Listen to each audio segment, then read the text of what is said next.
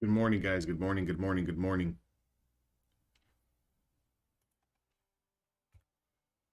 Good morning. Good morning. Good morning. So we're going to be looking at the NQ very quickly. Again, market's going to open here in 5 minutes. So anytime, you kind of getting ready in the pre-market session, kind of go over the hourly chart first, see, do we have room? Are we going to confirm yesterday's highs?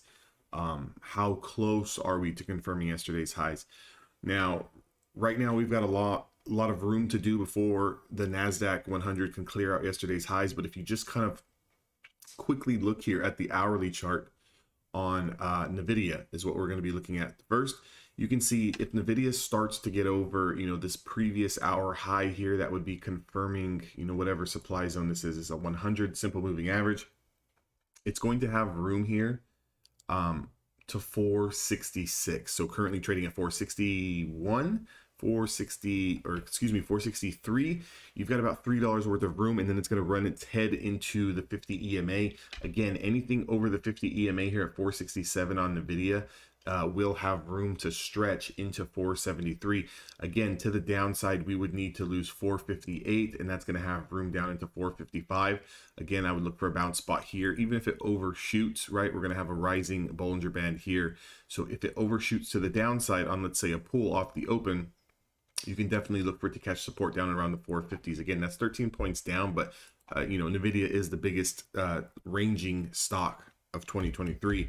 We're going to quickly take a look at Tesla. Tesla is over Friday's highs, which is a good thing, something that you want to see.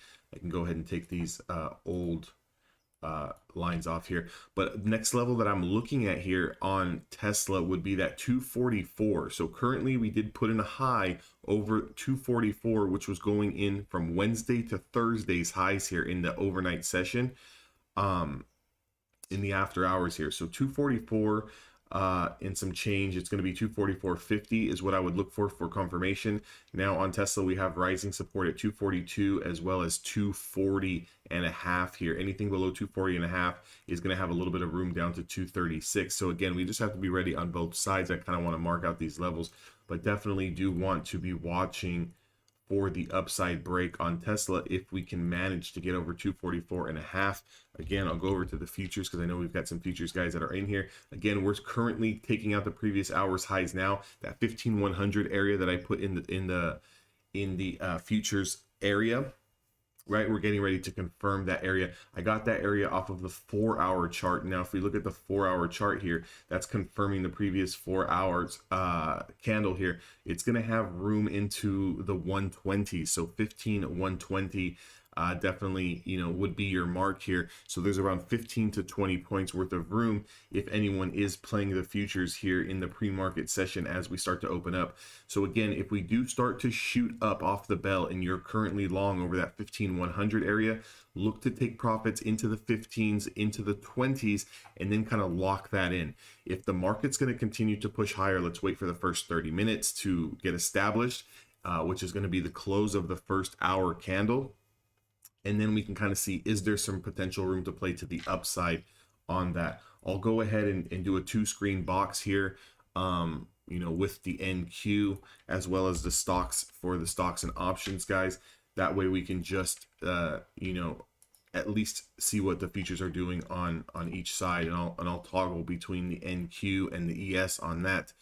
So again, market's going to open up here in about 15 seconds.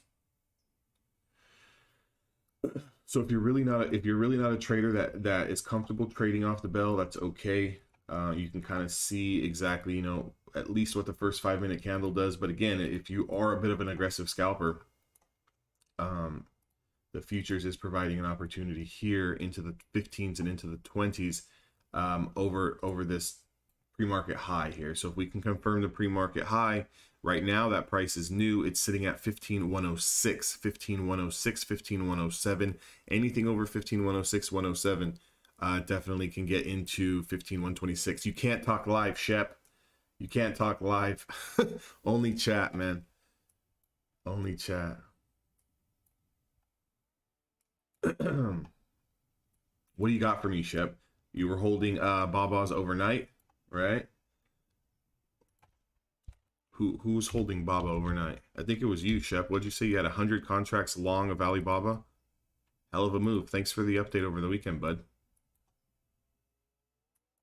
So same thing with Baba here. If you look at Alibaba 91.91, if it starts to take that, it's got room to 92.85.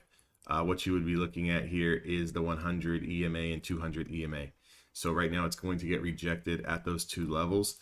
If it can start to push through and someone's looking to take a scalp off the bell on Alibaba here, anything over 91.80, over the 91.80s, you've got room into 92.70s.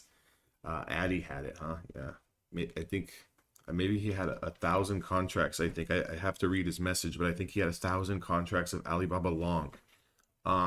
So that's what we would be looking for here on Baba. Again, you know, on your 4-hour chart, what we're looking at here, that's going to be the 200 simple moving average. And if you go down to a 1 hour, we've already taken out all levels of supply on the 1 hour, and now we're just kind of looking for these pre-market highs to get confirmed at 91.70s, 91.80s.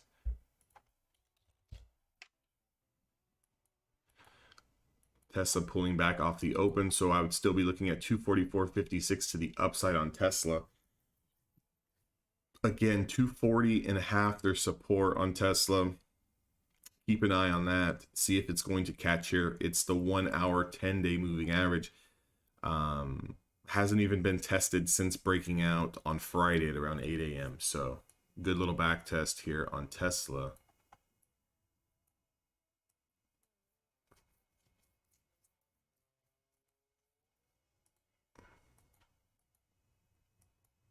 That level on the futures on the NQ side of things is going to be, and I'll get an exact price here. We're going to be looking for 15.107.14, 15.107.14 to get confirmed for a potential long. Oh shit, you guys can't even see that. So take a look at the screen to the left. That's the NASDAQ futures. You can see us pulling back into this, all this support that we have here. Again, damn it. Again, so for some of you guys who haven't traded with me a long time, who don't understand, you know, the big chart here with all the lines, yes, I get it. It can be a little bit confusing. We don't have to use this type of chart to trade to be profitable. We can definitely draw in our own supply and demand zones with along with a couple of moving averages, a couple of SMAs. You know, I know Andre does it where he might use the big chart, but then sometimes look at the 20 and the 200. I know, watch the NQ guys here over 15.107. I know Sheppy draws in his own supply and demand zone levels, which are pretty spot on, along with a couple of you know, moving averages as well. Again, off the open in the pre-market especially, I'm extremely lazy. I'm not going to sit here and go through 50 fucking charts and draw a bunch of supply and demand zones. So I'm going to use the big chart initially. Watch the 15.107 guys here on the NQ. If I pull up the 5-minute time frame here, won't give me a second. There's the break, 15.109 high. So we are going to have on the 5-minute chart, we are going to have potential to push into the 20s here as it continues to push. So there's that initial break. It put in around a 10-point pop. Again, remember, anytime you're going to put in these breaks, you will definitely get the initial pop and you're going to get the pullback. So there's your drastic pullback. So again, anyone who is long, careful off the bell of getting trapped, because the range off the bell, you know, support's not sitting down here until the 1580s. So you're giving up around 20 to 25 points on this potential futures play here. Let me quickly see what's going on with the ES. I know there's ES traders in here as well.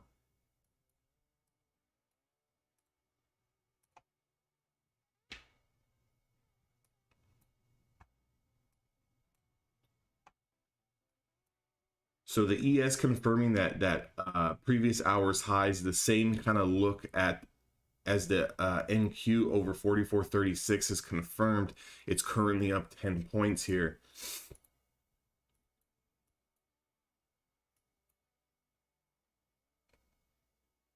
Taking out the opening range 5-minute candle as well.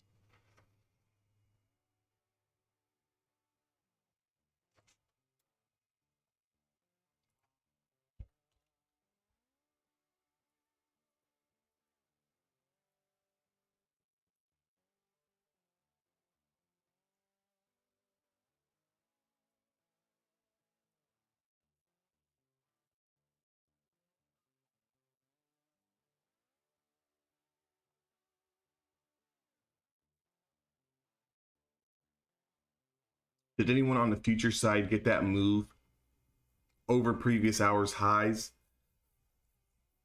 over the 15100s? So the point that I would try to make here on, you know, if you are going to take those type of plays, again, those are very aggressive plays, that necessarily I wouldn't recommend, you know, anyone maybe who's new just starting off, right? Because it can be very confusing. You know, you see it break that initial level, puts in that high, and then pulls immediately back. A lot of times we don't know what to do. I'm watching Tesla drastically pull back here. So 7 minutes off the bell, Tesla's losing its 1 hour support system here. We don't really have the NASDAQ futures doing anything, kind of teeter-tottering oversupply, but can't really get over that initial pop. So the point that I want to make here is that, you know, if, okay, and it's if you take these moves, you have to have a good idea of the instrument, right? I don't give a shit if it's the futures. I don't care if it's Tesla, Nvidia, ES, crypto, you know, doesn't matter. What you need to know is what is like the ATR, what is the average move on these candles, right? So for example, if I was to just, you know, take a, you know, sweet little guess off the top of my head, I would be confident in saying that the NQ on a 5-minute candlestick is going to move anywhere between 15 and 25 points, okay?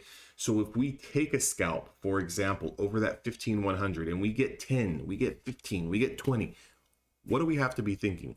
We've got to be thinking getting out. We've got to be thinking pulling for profits, just due to the fact that if we do pull back, which we have, and you did not get out, now you would be trapped, okay? So now that you would be trapped, one thing that you have to keep in mind is that, you know, either you're going to need to sit through pullback and give it the previous 5-minute candle low as a stop, or one of these rising moving averages as a stop. Tesla's continuing to break down here. Tesla through pre-market lows here at 239, put in that new low. Tesla will have room to 236 here. Aggressive washout on Tesla through the opening range pre-market lows. Again, so if something like Tesla continues to pull back here, we still have 20 minutes before this hour candle closes, so this is still in the middle of its move. Current price is 239. You're right outside the money strike would be 237.50s, or 240s would be in the money.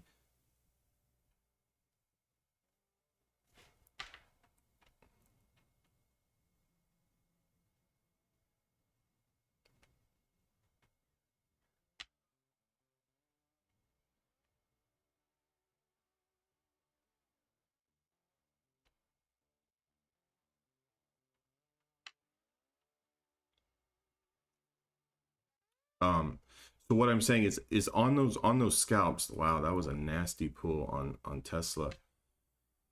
Guys, if you were to look at the 5-minute time frame on Tesla, right before we opened here, we got that initial close below the 20 SMA. Now, we didn't have a lot of room initially. You know, we had room from around 240.40s down to around 241.85. But again, if you use an opening range candle, the first, you know, your reason why candle as a stop, that 1 bar stop, your stop would have been at 243.70. Any close over that, you would have to get out. But that put in a nice little move there. Put in about $2.50 worth of move. What I would like to see on Tesla for this to really break down, I'd like to see a little bit of a bounce here. A little bit of a bounce, maybe back into 240s or 241s, 241.5, get rejected, and then come crashing through 238. I'd like to see a 238 loss on Tesla in order to go short here. Futures are still kind of hanging out at the top, again, aggressively pulled back. So just to conclude the point here on taking that 15-100 break, again, if you understand that the NASDAQ is going to move 15 to 25 points, if you can get a quick 15, if you can get a quick 20 points, guys, this move happened in 60 seconds. The move happened in less than, 2 minutes. You have to take profits, reevaluate the situation at the top of the hour. Now fast that these, you know, instruments move. And that's why I always recommend stay trading the same instruments on a day in and day out basis, because if you don't, you have no idea what you're stepping into if the move does go in your favor. And again, this washout on Tesla through the pre-market lows is a hell of a move here. I did take contracts short.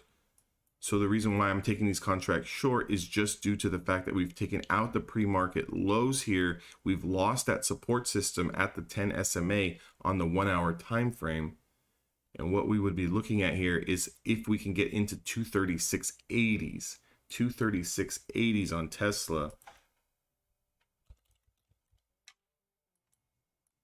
NVIDIA coming into support also has taken out its pre-market low levels here. You're going to have a little bit of support at 454.60s, or let's call it 454 even. What you would want to see on something like NVIDIA at the top of the hour, which for me is going to be 7 a.m., whatever this low is, and NVIDIA is going to lose this support system here. Whatever the low is, okay, whatever the low is at the top of the hour, what we would need to see have happen here is put in the low, and then that needs to get confirmed. For me, I'm looking at the 7 a.m. candle. So I'm in California Pacific Standard Time. That 7 a.m. candle from 7 to 8 is what I'm going to look for, confirming these opening range lows on NVIDIA. Now, again, can someone be short in NVIDIA currently? Of course. Your short position was a loss of the pre-market lows here at 458.86. We're currently trading at 455 into a level of demand. My recommendation is if you took NVIDIA short off the pre-market lows, take your profits. Lock it in. Lock it in. If you want to still continue to trade because you're an absolute madman, you're going to get another opportunity here at the top of the hour. But you don't want to get trapped at support. Have the bulls step in and reverse this. And next thing you know, you're sitting, you know, with your thumb up your butt asking the question as to what happened, right? What happened? Everything looked good. Everything was pulling back. What happened? Well, what happened is we ran into a level of 1 hour support. That's what happened.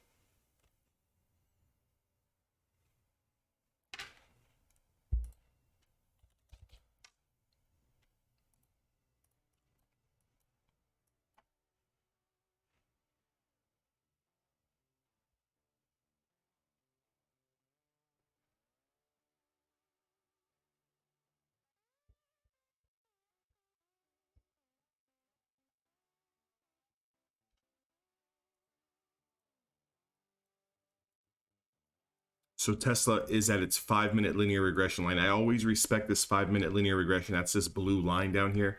I always kind of, Baba calls that a baby ship. How many contracts did you take?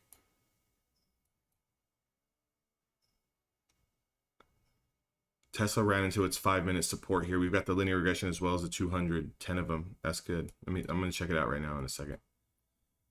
238.50 and 238 is Tesla support on a 5-minute time frame. Again, we've got to respect these levels of support here. If there is, and this is a reversal candlestick here, so you could also be getting a little bit of a dead cat bounce here on Tesla, potentially 240.5 or 241.5. I'd look for those two levels. Again, if we do kind of pop up towards these two levels, consolidate, and then lose this low of day, that would be your short position. If we don't do that, you know, look for the lows on the next top of the hour below 238 to get confirmed on Tesla. Let's take a look at BABA. Printing for everyone up $2.50 to 92.68. Hell of a move here, pulling back on this 5-minute candle, but you've broken out of the 200 SMA on the 1 hour time frame. That 91.77 was a good break if anyone wanted to get in off the open. 91.70s, even potentially 92.80s could have taken that potential break there over those pre-market highs. I think the pre-market highs were sitting at around $91.40. So that's a hell of a move there. Let's kind of look at the daily chart here on Alibaba to see how much potential room we have. So notice on the daily chart here, again, this chart's going to be confusing for people that don't know how to read it, but we ran into initial daily chart support, right? So our daily supply is at 92.70. Okay, so 92.70 is going to be your 200 EMA on a daily time frame. You're going to have to get over that 92.70s to really start to push into 93, which is your 20-day moving average. Okay, So again, if anyone was long and you were able to generate some cash flow off the open, lock in some profits, even if it's half size, okay? Even if it's half size, and then hold those runners. Or you want to hold those runners to break even or your original stop loss, that's fine. But again, understand daily chart is having us at levels of supply here. So again, 4-hour chart, look at another view, right? Because we need to see different time zones, different time, frames. The 9280s is your 200 SMA on a 4-hour time chart, okay? So again, respect the 200, respect the 20, and respect the 50 SMAs. Those SMAs are going to hold the most weight on any time frame. I don't care if you're looking at the 1 minute or the 1 week. It doesn't really matter. Those are your big boy time frame or big boy moving averages on these specific time frames. So again, why did Alibaba stop on this first push higher? It ran right into a level of pretty significant 4-hour supply, which is the 200. Okay, so what we would be looking for here is anything over 9280s, anything over that confirmation. We've got room to 9340s. Don't ask any questions. If we do break that area today, take profits into 93, take profits into 9320. Don't ask any questions, just do it.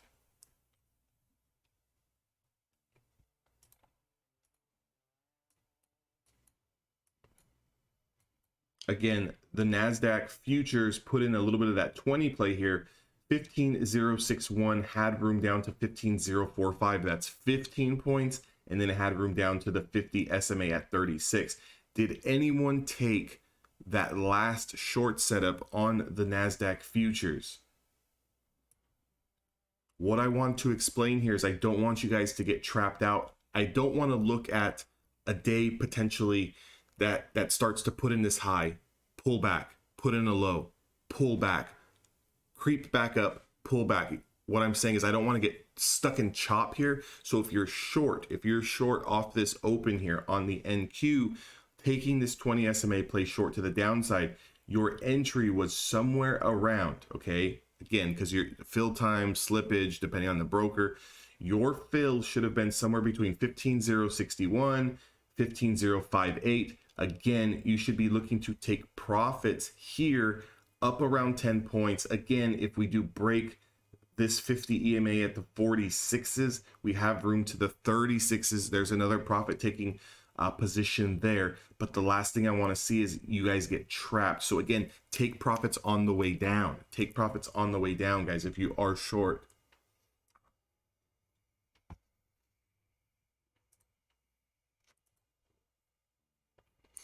Andre's already done for the fucking day, right? This kid, takes trades that last 2 minutes, been tearing it up. I can't even see here on my other screen what he took Tesla. I can't see the dollar amount, but hell of a trade, hell of a trade. Tesla puts, crackhead penguin, 237.50s. Mr. Penguin.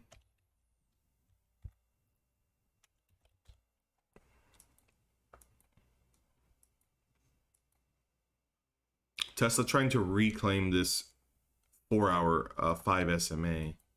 Again, aggressive bounce here on Tesla off the 5-minute 200. One could also take a bounce play here, use 238 as a stop. That's a $2 stop. Again, understand what you're getting yourself into on that, but I know there's some of you guys are pretty aggressive out there.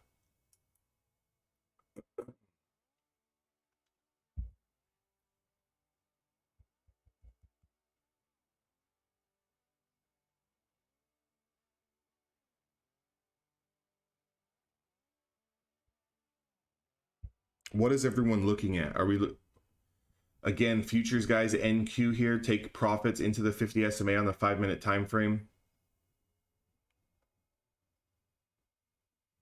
If we start to break below that, we've got room to 15,024.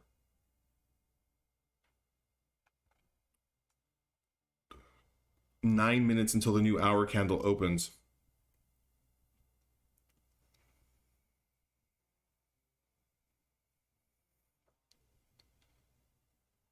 Here's Tesla with the low of day break through the 200 SMA, guys. If you're short Tesla and you have a runner, hold the runner, hold the runner, hold the runner, hold the runner.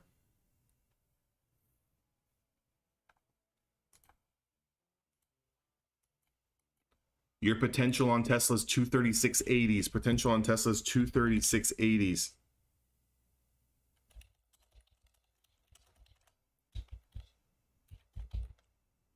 Take profits into 236.80s. Don't ask any questions. Again, if you're short the NQ through that opening range lows here, take profits, take profits, take profits on the NQ. Scaling out half size here on the Teslas.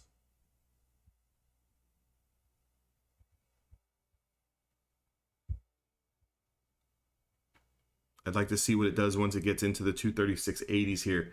NQ washing down yet again. Is anyone that's in the room, are you got anyone in NQ short?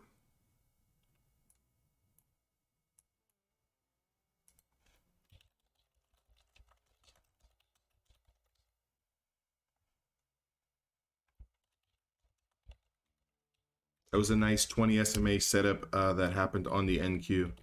Again, to those of you guys who are new to the room, who are not familiar with the big chart, we can just simply look at the 20 and the 200 on the 5-minute time frame. Again, look at the 20 SMA setup here. Where the fuck is my drawing tool at?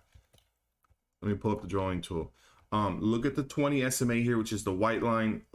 Look at our close below at 6:35 in the morning. Look at our confirmation here at 6:40. We set a 1-bar stop. Yes, is this a big stop? Yes, we never even came close to touching it though.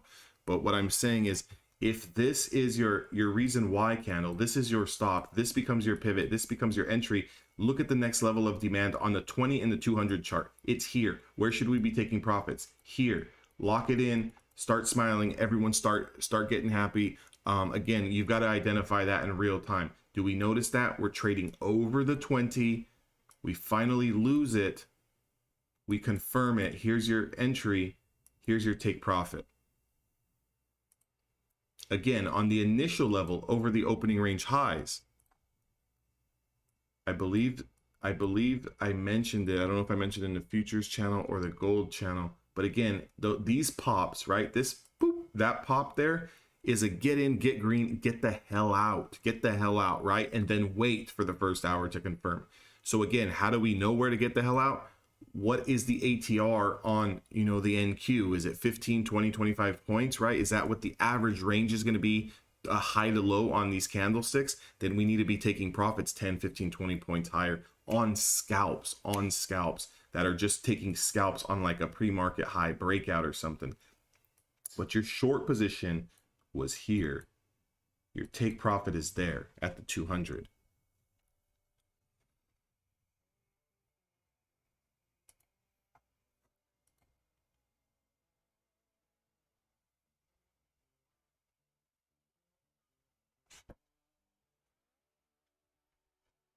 Tesla bouncing a little bit off the 1 hour 20 here.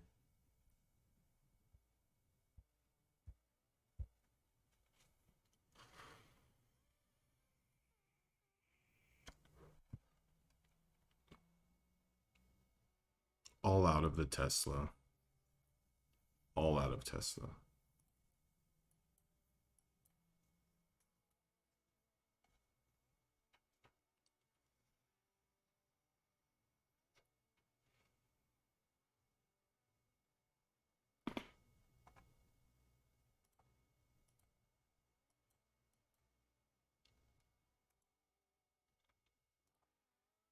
What I'm going to look for on Tesla here is, what do we do at 239, 240?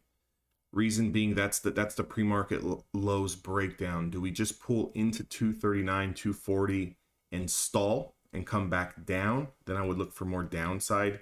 However, Tesla could look to just hold this 20 SMA and continue to bounce from here along with the NQ. So again, on our way to the top side here, one of two things you can do, right? If you are with the assumption that we are going to bounce, you can definitely use the low of day as a stop, which is 237. Okay, so 237.18 could be a potential bounce spot on Tesla. That's your hard stop though. We cannot be holding this trade if we do break down below that, Reason being, a lot of room down on a 5-minute time frame, and it would be losing the 20 SMA on a 1-hour time frame. Again, need to see what the market's going to do here. We got 4 minutes before this, before the new hour candle opens up. Let's take a look at the ES.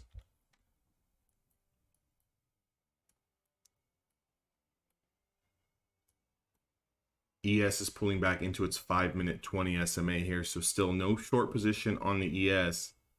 Don't get crazy here on the ES trying to short or be some type of hero here. You're still holding support.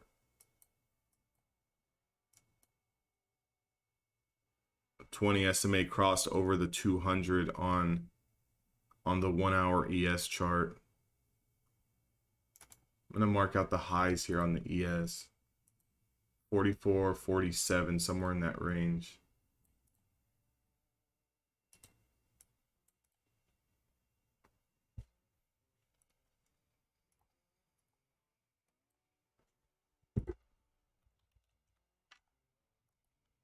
Wow, NVIDIA put in a fucking killer move. Did anyone take the short position on NVIDIA on the 20 SMA? 455.50s dropped all the way down to 451. Son of a bitch. That's a nice move. Look for a short-term reversal on NVIDIA using stop at 44872. Let's try. I'm going to try this personally. Again, if you have a smaller account or you're a little bit newer to the option side of things, do not take the trade unless you are willing to lose. Again, I always assume that I'm going to lose the trades. I never come into a trade expecting to win. I look at my setups, but I never expect to win them. I analyze the risk and I expect to lose. But if I make profits, I have no problems taking them very quickly. So I'm getting long here on the on NVIDIA. I like the 5-minute chart reversal here. 448.92 is going to be my hard stop. I'm just looking for a quick pop here. If I can get back into 444.5, 445, I'm going to take my profits. I'm not even going to mess around.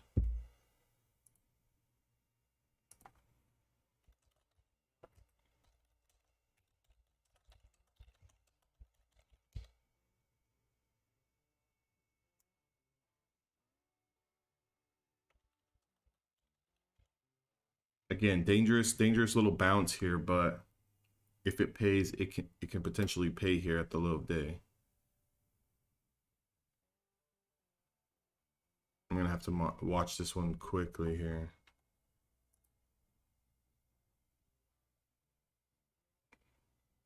Tesla pulling back down, getting rejected at its 5.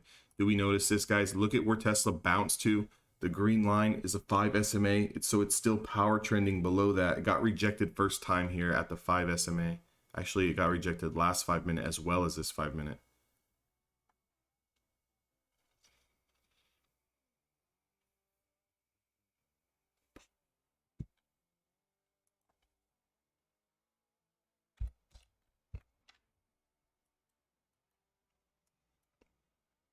NQ holding. So again here, guys, just to kind of go over some things like in real time, right? So you guys can start to pick this up. Let's say, for example, you took the short, right? Or let's say you didn't take the short. Doesn't really matter. But let's say, for example, here we have the loss of the 20 SMA here. Okay, here's your entry. Here's here's your pivot. Here's your entry. You're taking profits into the 200, right? You lock in profits. And as we start to bounce, we can use the low wick as a bounce spot, use the 200 as a support system, tell ourselves this is a technical reason for a stop. We can take this aggressive bounce here. We'll use the low of day wick that's reclaiming this 200 as a stop. And we can bounce this. Where would we take profits based on that mentality? Here, exactly where we're at the 200. I mean, at the 20, right? So if that's how you can start to play, play the short down. Look at the bounce, use that as a hard stop, get back in long, play it right back into the 20, and then take your profits, and then see what it does after that. Again, a little bit more of an aggressive type of entry. I'm not going to preach to everyone to, take every single entry like that. But sometimes, if you have the confidence, you got the account size to do it, you can take multiple trades in a day without really getting hurt, you know, it's something that you can start to play around with, another tool to your belt, right? Take profits below the 20 into the 200, and then any reclaim of the 200, bounce that back into the 20. But you know, I'm not like big on like chart patterns, cup and handle, double fucking head and shoulders, all this weird shit. You know, they work, but you know, what is this? If we look at the 5-minute time frame, we got a drop, we got a little bit of a bounce. What is this, right? What is this called? Would this not be called, you know, a bear flag, right?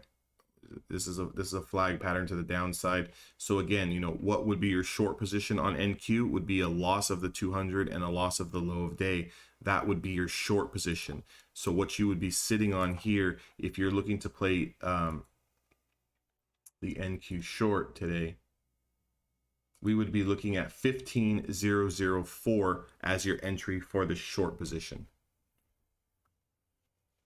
So just mark that out on your chart, whether you have to set an alert or whatever. I need to go back to my NVIDIA here. So again, looking for that aggressive scalp using the 448.92 as my stop, looking to take profits here at 455. I'm going to start locking in half size here, just due to the fact that if we do that, if we, you know, that initial low that we put in below that 20 SMA loss, if that area is going to hold as resistance, I don't want to get trapped there.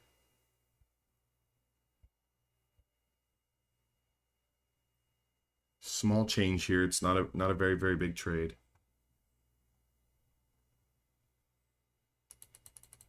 But that's what I look for on a Monday, is small moves, right? And piecing together the day. Take 200 here, take 250 there, take $100 here. You know, you have 2 or 3 setups. Next thing you know, you're sitting at $300, $400, $500 on a Monday, and you're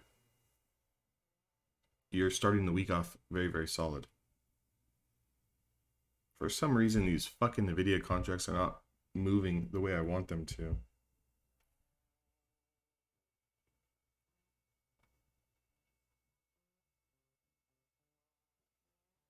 I'm just going to cut the NVIDIA here on that bounce. I'm going to cut it here. I don't like that. I don't like the way the premium was moving.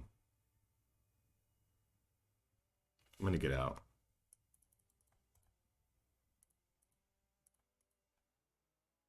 Notice that spot I was talking about, the 455.48s, as acting as a potential rejection spot.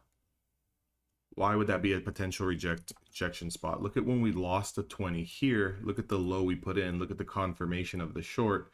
We put in this nice run up here. Anyone who took it short definitely should have made money.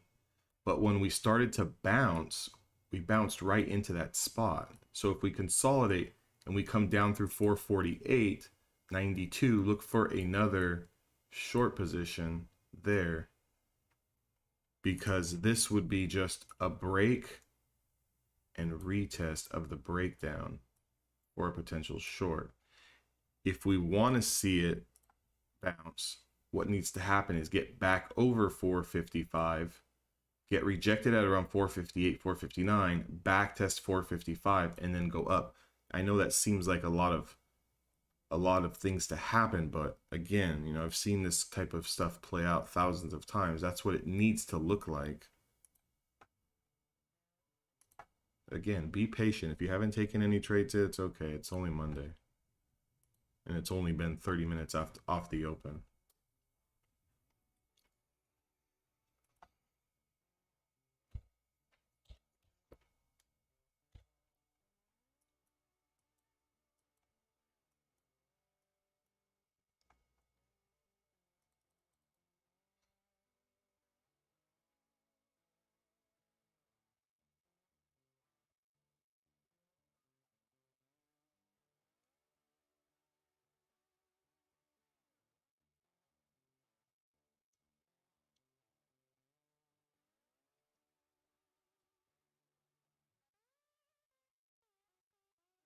Notice the same thing here with the NAS.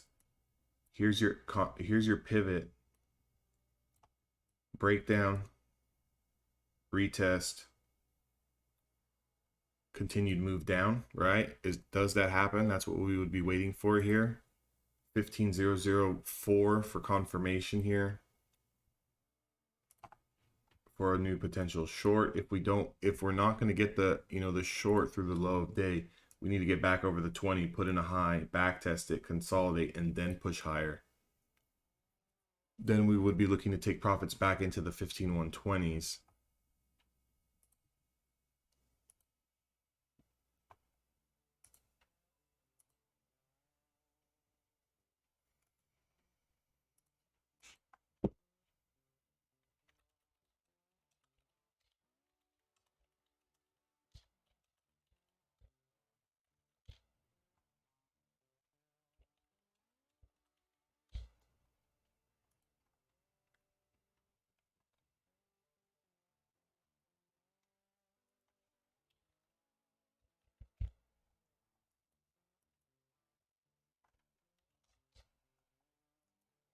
Meta's kind of hanging out at the top of the range, guys. Meta really didn't pull back. It did run into its 50. It did. That's what I don't like though. It ran into its 50 SMA on a 1 hour chart. I don't like that. But again, it's kind of hanging out up here. It hasn't really lost any levels. What did Microsoft do? Microsoft ran right into the hour linear regression here off that opening hour push, put in a high at 326.11. That would be our short position going forward this week, or even later in the, probably tomorrow, would be, this 326.11 on Microsoft. I'm going to mark that out there just so I don't get confused. And a short position on Microsoft would have to lose 321.80s. Nothing there yet. AMD essentially going nowhere. First initial candle got rejected at this supply, pulling back.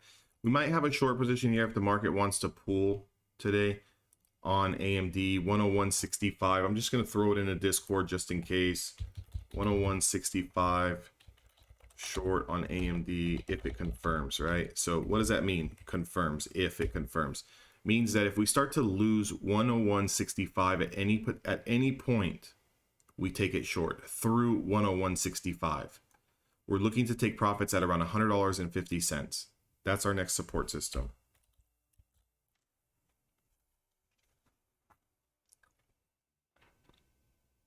Again, even though that I'm throwing in the short, idea out there, doesn't mean that we have to approach it as I need to be short. I need to take this short now. This could never confirm, and it could continue to push to the high side.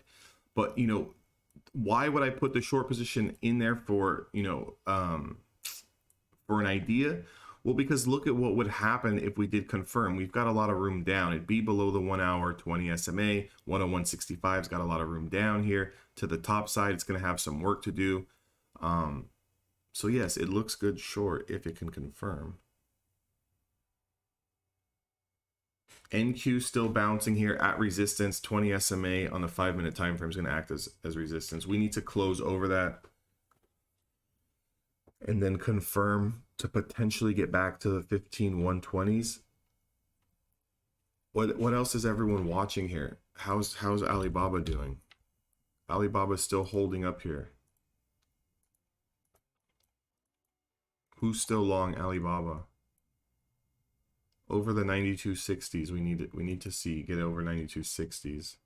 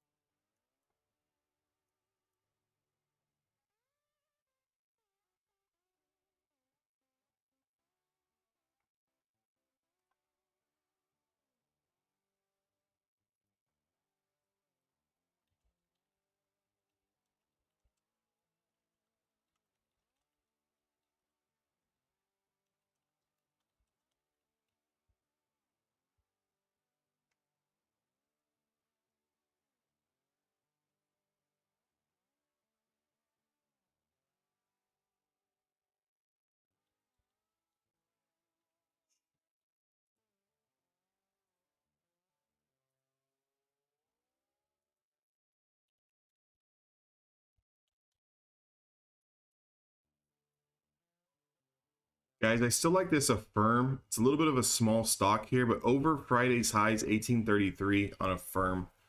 I really like that. Maybe if some of you guys like to swing trade a little bit, 1-2 days, I like it over the 1833. Over Friday's highs on a second day continuation if it gets there. So 1833, maybe with potential to play it back into 19. See how the futures are getting rejected here at the 20 SMA? Notice that?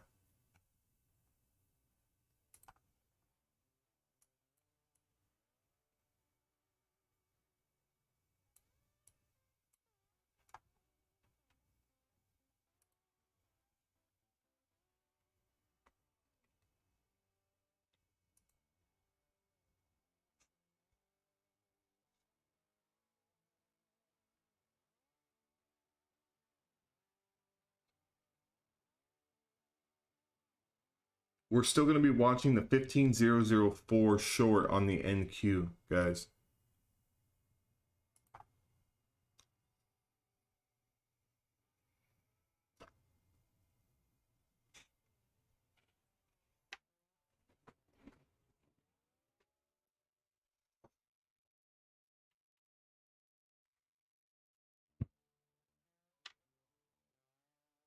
Is anything else out there confirming either first hour's highs or first hour's lows, or really testing a pre-market level that I'm not looking at? If anyone just can throw it in there, that'd be perfect.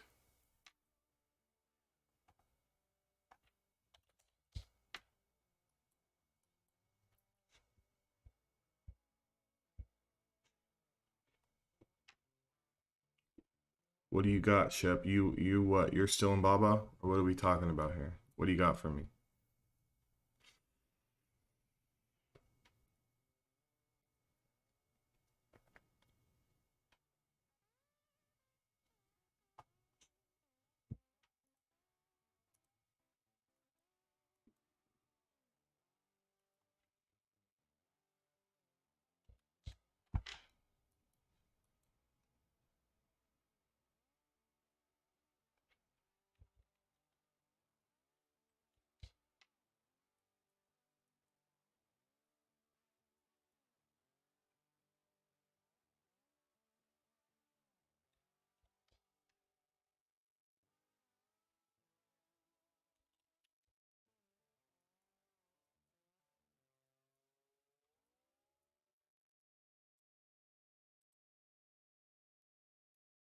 So Nvidia rejected again at this channel level at that 455.5 area, right? We were looking at that 455.5 area. Nvidia just bounced all the way up here to that 455.5 area, is now pulling down.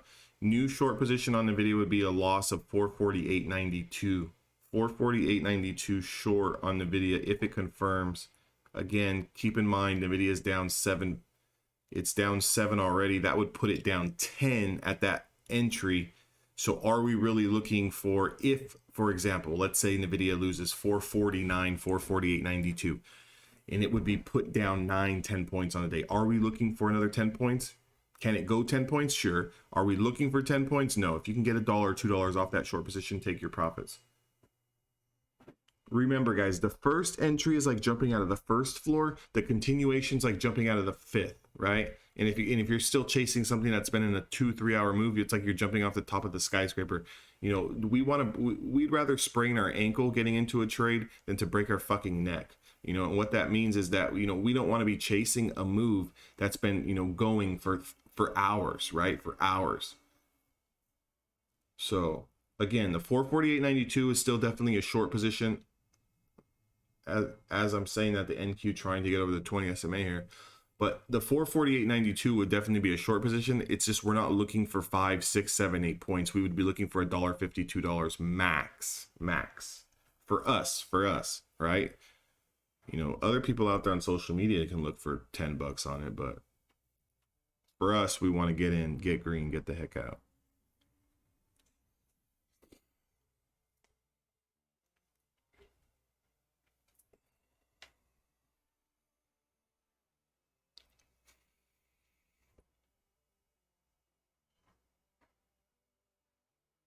NQ still having trouble here getting over the 20 SMA. As of right now, this is still just a break and retest of the initial short position.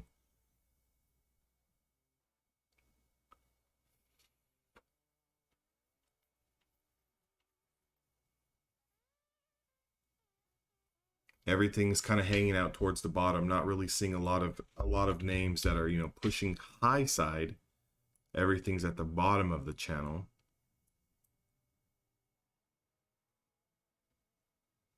Tesla be like, again, Tesla's still green here. So Tesla on a green to red move through 237 on Tesla could have potential downside. The daily chart has room to 235.30s. So if we lose 237.20s, 237 guys, we might have room down to 235.70s on Tesla. About $1.50, almost $2. We could look for that short position through the 237.20s.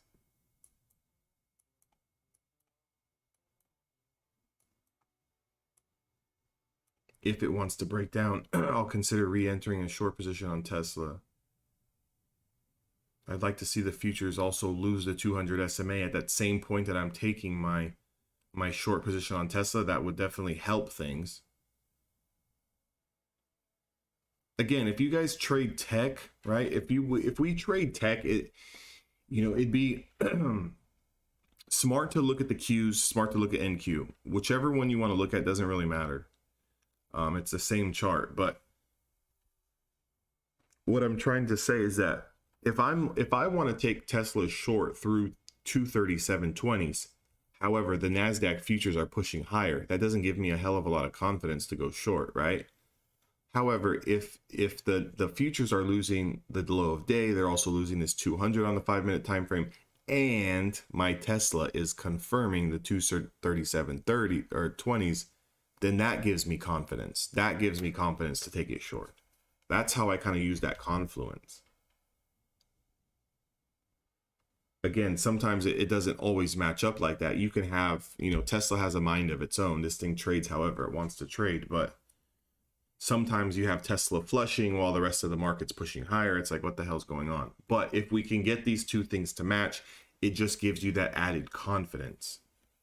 Because we know in this business, confidence is everything, right? Emotions are everything in this business. Without confidence, you don't take the trades. You sit there, you're a chart warrior. You watch the candlesticks, go up and down. You don't really do anything about them. We're not here to watch, right? We're not here to watch. NQ over the ES to mirror tech, 100,000%. So if you trade tech, I would, by no shot or stretch of the means, would ever watch the ES. The ES has banks and financials. The ES has retail. The ES has oil in there, right? Along with big tech. Yes, it's got Apple's. It's got its, big 7 tech stocks in there. However, the NQ is all tech stocks. It's just comprised of technology. So it's 100 top technology stocks. So of course, for me, I'm never going to be watching the ES trading Tesla or trading, Nvidia. I'm never in a million years. If you're an ES trader, you're just trading the markets, we can say, right? If you're an ES trader, you're trading the whole markets. What is the overall stock market doing, right? If you trade the RTY, you trade IWM, you're looking at small caps. You're looking at small caps. You're looking at smaller financial banks. You're looking at smaller companies, maybe some growth stocks. If you're trading the Dow, US 30, whatever you want to call it, you're looking at those industrials. You're looking at Apple. You're looking at Boeing. You're looking at, Starbucks, Caterpillar, whatever the hell else is in the Dow. So correlate your index to whatever stocks you're trading. Now, again, if you're just an index trader, take your pick. It really doesn't matter, right? You can trade NQ, you can trade the S, you can trade whatever feels comfortable to you. Now, if you're not really experienced and you don't like tech because the NQ moves a lot, don't trade tech. Trade the S. Trade the S. If the ES right now still has, like for example, look at how the ES has never lost its 20 SMA. It's essentially just consolidating on the floor here, has never lost its 20 SMA. But for example, and look at how far down the 200 is, right? The 200 SMA on ES on a 5-minute time frame is way down here at 44.22. We're trading upwards of 440. It's 20 points down. Now, if you look at NQ, one second here, let me get the right freaking chart loaded up. Now, if you look at the NQ is trading below its 20-day moving average and tested its 200. Okay, so big difference here on the NQ versus the ES, right? So yeah, so for my options traders guys in the room, yeah, I'm gonna preach to them. We got to be watching the triple Qs or the NQ. We're not watching the ES to trade tech.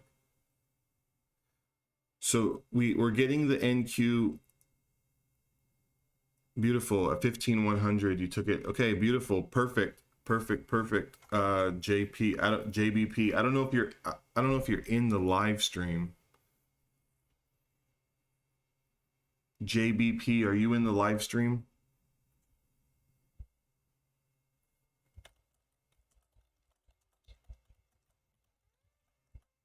Okay. That way I don't have to type it out. So JB, on that scalp, beautiful scalp, glad you're green. Again, I just want you to understand when we take those right off the bell, right? Like when we have something that looks good off the bell and we're looking to take the scalp, it's always 90% of the time going to take out that level. If it does, right? If it confirms, it's going to take out that level, put in a high and then come back. Now, when it comes back, if it holds, you're going to see it hold, catch, and then shoot up again through that initial high. But if not, it's going to pull all the way back. In the NQ's case, it did pull back. So that's a great move over the 15-100s area, right? Over the 15-100s area. It gave us 15 to 20 points. Okay, it gave us a 15-20 points. And again, you know, if I pull up the ATR here, and the ATR is going to be big off the open, but if I pull it up, right, into average true range is what I'm talking about. And why I'm talking about it is because it's very crucial to the way that I trade personally. So if we look at off the bell, right, off the bell, the ATR was sitting at around 20 points, right? So this move from the 15-100s went up about 20 points. So what I'm saying is if you can get a 1-to-1 on that move, you got to take your profits, right? I don't care if you went into this with an anticipation to hold all day or whatever. We're getting a first 5-minute candle close over the 20, guys.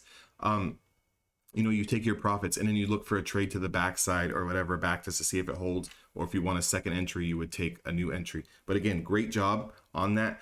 I just want to stress, you know, in those particular cases, I know sometimes people can get excited, they can take it, they can see themselves be up 10 points, 15 points, 20 points, and they just think that, you know, the gravy train's not going to never stop. It's just going to go up 200 points in our favor and we're going to be millionaires. And then next thing you know, it pulls back down, you know, 50 points on you and you're like, what the hell happened? So again, if you're looking to scalp, guys, and you're looking to scalp the NQ, 10 points, 15 points, that's your sweet spot. 20 points is phenomenal. 25 points, you hit a home run, right? Like even on our scalp position, we went from 15, the short position, 15.062 to 07. So that was about a 50-point move to the downside. That would be considered a home run trade. This was a picture perfect short. Lost the 20, set you up, got you into the 200 and bounced. That was a picture perfect play. The scalp off the open was a good scalp off the open if you knew to take your profits, just get in, get green, get the hell out. That was also a good little play there too. A lot of people, most people, JB would have been trapped. A lot of people, like 80% of people, got stuck in that position because they had no idea what the hell they're doing. And they thought this thing was going to run all day.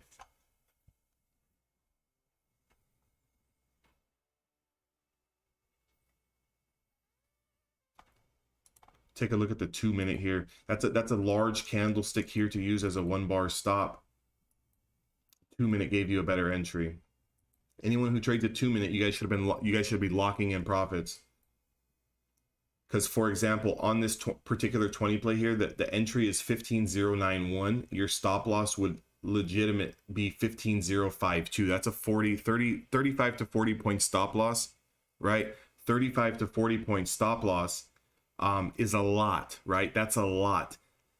And you cannot make it any smaller on a 5-minute time frame, because you won't even allow the trade to work out. Like, this can pull back 30 points and you feel that that's way too much. You stop out. Next thing you know, this thing's trading at 15150s, right? So if you're playing the 5-minute time frame, you do have to give it the 1 bar stop, because you're giving it enough time to work out.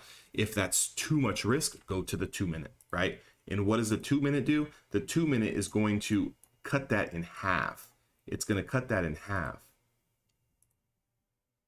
right? So if the ATR, even the ATR in the 2-minute is still sitting at around 19 points. But for example, look at the 2-minute, right? If you can't stomach the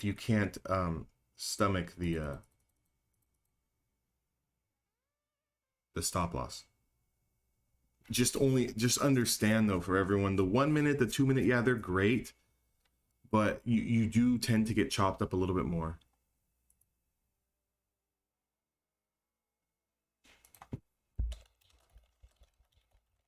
Sheppy, are you still in Baba?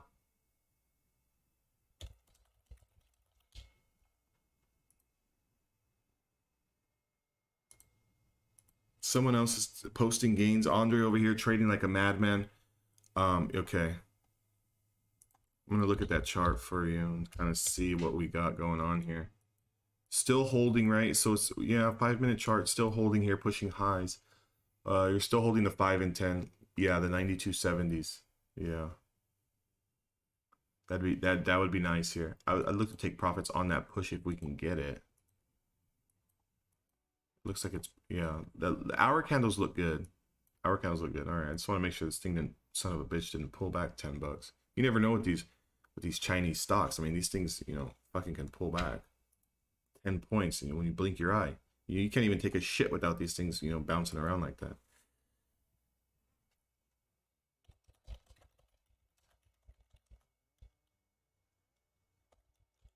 Yeah, there's no telling with Baba. So let me make a quick point here, you know, why I say that things can be a little bit more choppy on a 2-minute chart. Look at the 2-minute chart here on the NQ that I got on the right hand side of the screen. We got a short position at 712 that confirmed at 714, got stopped out. Then we got a long position set up at 714 that confirmed at 716 and then pulled back 30 points, right? However, if you give it the 1 bar stop, it never took out the 200 or your 1 bar stop. You would have just had to emotionally stomach that 30-point pullback, and then it took off. But then look at the next play at 718, confirmed at 720, and that went from a price of 15,060 up to 15,093. The third one went for 30 points. So we got stopped out here on the short. We got stopped out here on the short, and then this long position would have still put us in, but we had to stomach 30 points. And if you sat out of all of that and you just randomly guessed and you took this play, well, then yeah, I guess you're up 30 points. But again, most people, you know, if you're looking to take these, you would have gotten stopped out at least once. So the point that I'm trying to make is that this game is all about probabilities. No 2 trade setups correlate with the previous trade setup. So just because you are working a system or you have a strategy doesn't mean that every time you take that setup based on that strategy, it's going to work. Just that doesn't, you know, having a strategy doesn't mean that when we get that setup, we don't lose. You're going to lose. And I would say you're probably going to lose 50% of the time. 50% of the time. You just have to understand that when you do catch those winners, that other 50-60% of the time that you actually win, those wins are going to be much, much larger than those losses. And we're going to get those wins because you have an edge a little bit more frequent. It's going to give you a slight advantage. Like, I'm not saying that, you know, just because you have a strategy, you're going to be, you know, winning at 90%. I mean, that'd be crazy. We would all be millionaires. Like if my strategy and my emotions allowed me to win 90% of the time, I wouldn't be here. You know, I wouldn't be here now. Like I wouldn't even be trading. I'd be a freaking millionaire on the beach somewhere. You know what I'm saying? So again, you know, we're going to lose, and we're going to lose a lot. If you're not comfortable losing, this is the wrong business for you.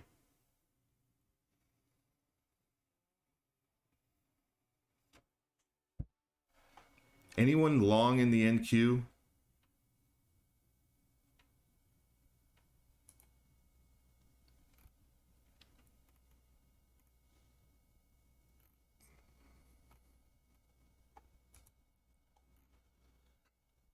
Anyone long NQ? Sheppy, you're looking good here on Baba. About 20 cents away. Hopefully we get this son of a bitch to push higher here.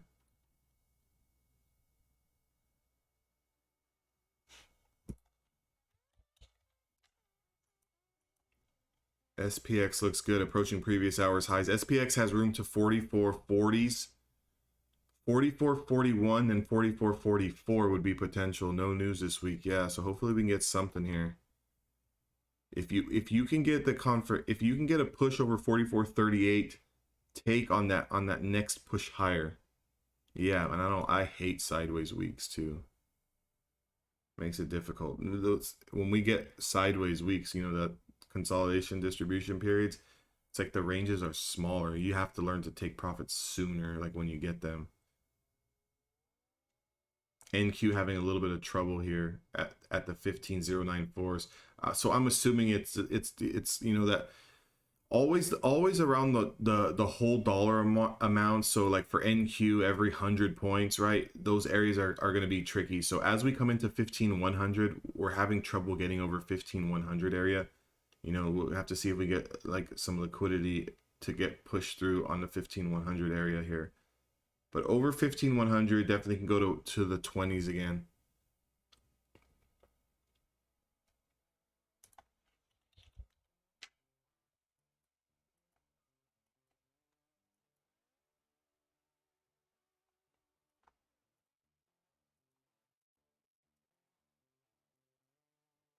Look at Tesla on the right-hand side of the screen. Notice, you know, the short position that's set up here right off the bell, the pre-market, the 242.40s entry pulled right into the 200. So your entry somewhere in the 242s, taking profits somewhere down here into 238, 239. So you took money there, holding. Look for the candle over, you know, the green candles to start taking out red off the consolidation here. Someone could have bounced, used 237 20s, you know, and taking this back into the 20 SMA. Again, you know, Tesla's not out of the woods yet on the long side, because this is just a breakdown to the 200, a hold, a little bit of a back test. So a break, retest of this 20 period moving average here. Could the next move be coming down? We have to wait and see. Again, so if you are long on a bounce here, please take profits into supply. Again, stocks are going to trade from supply to supply, demand to demand. So we don't want to, you know, be sitting in a long position somewhere here off the consolidation, right? Because we're bouncing off the 200, and then we don't want to be holding with anticipation that we're just going to continue to run and then see it, you know, back trace on you, right? Be smart, right? Again, you're working with real money here. You don't have any time to be messing around trying to, you know, hold and hope, right? Again, if you don't like that, the fact that you should be taking profits on Tesla, again, I'm not saying anyone is even in this trade, but you're going to get trades like this. If you're not happy with taking profits here because you think that we're going to break, and if you lose money, that's your fault. If you lose money, that would be your fault.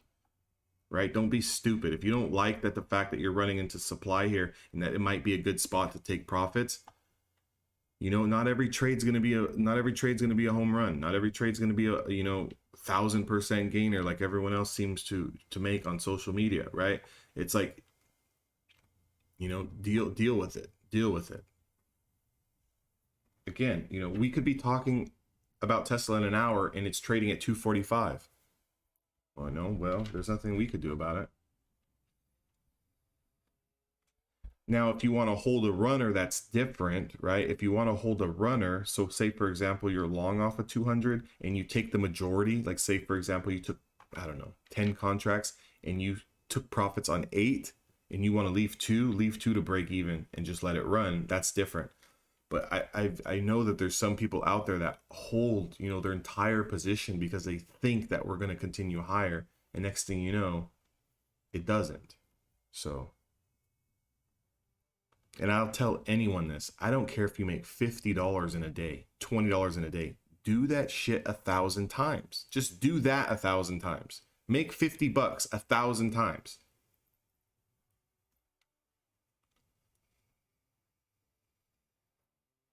Eventually your account will be bigger to where that $50 is now 100, and then 100 is now suddenly turning into 200, and then 300, and so forth and so forth and so forth. But you know, I've traded with people and talked to people in the past who maybe have a $500 account and they're looking to make $500 a trade. Let's be realistic here.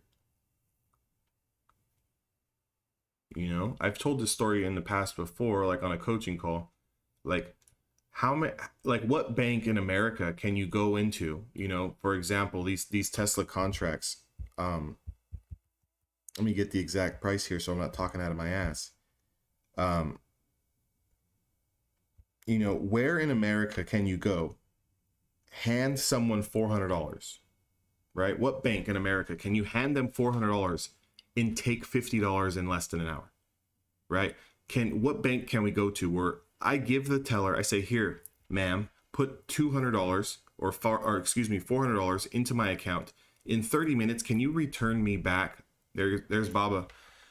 Can you return me back $50 in 30 minutes? There's your high of day break on Alibaba, Shep. You know, nowhere. You can't go anywhere, you know, and get a return on an investment like that. So again, no profit is too small of a profit.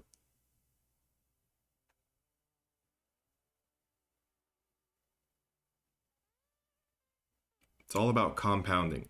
If you talk to any long-term real estate, or excuse me, not real estate, investor, right? Stock investor, they're going to tell you that it's all about compounding, right? Keep putting more money in. It's all about waiting out the ups and the downs and letting the years pass. We're getting a nice rejection here. It's probably due to the fact that I'm going to pull up the big chart here. NQ pulled all the way back.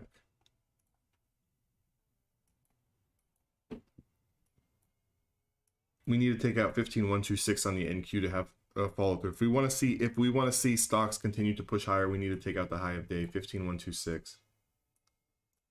You know, the moral of the story that I was talking about is that you know, long-term investors are in it for the long time. They're about compounding those gains, letting them grow over time. You're doing the same thing essentially as a day trader. You're just doing it on a day-by-day basis. So what that means is, you know, when a long-term investor has to sit through periods, you know, 2-3 weeks, a month, 3 months, where they're just in drawdown and the stock's not doing nothing, it's going against them, they have to sit there, they have to add to their position, they have to average down. What we have to do as day traders is we have to cut our losses, right? We got to cut our losses. Consider that, you know, sitting through an investor's week worth of downturn. So we have to cut our losses, and we also have to compound small gains over time. Okay. It's really not about hitting home runs every single trade we take. Like I wish that it was. I wish that, like, when I seen a setup that I can, you know, make $50,000 every time I see a trade setup. The reality of that happening is slim to none, right? It's slim to none. So I'd rather get the setups on a day in and day out basis. I'd rather take my small money here, right? I give two shits about how much money I make in the day. You know, my position sizing right now allows me to make anywhere between $500 and $2,000 if it's a great day, right? So if you can make that, just do that shit every single day. You know, the same thing for my losses. If I was going to have a losing day, it'd be anywhere between 500 and maybe $1,000, right? So again, that's another point. If you want to make $1,000 in a day, right? If that number is like sounds nice to you, if that has a nice ring to it, are you prepared to lose $1,000 in a day?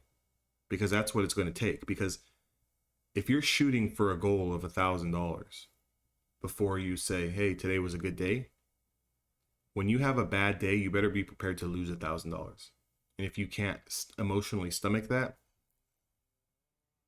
you need to move your goals down. We're getting rejected here on the NQ. Looking at BABA, you know, kind of put in that, broke the high of day by a few pennies here, holding, but still, you know, the futures pulling back is not really helping it.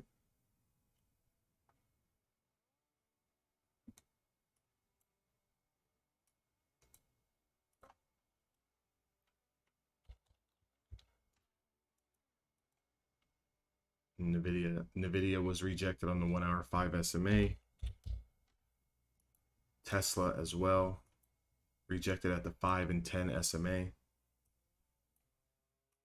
And we're just hanging at the bottom of the range.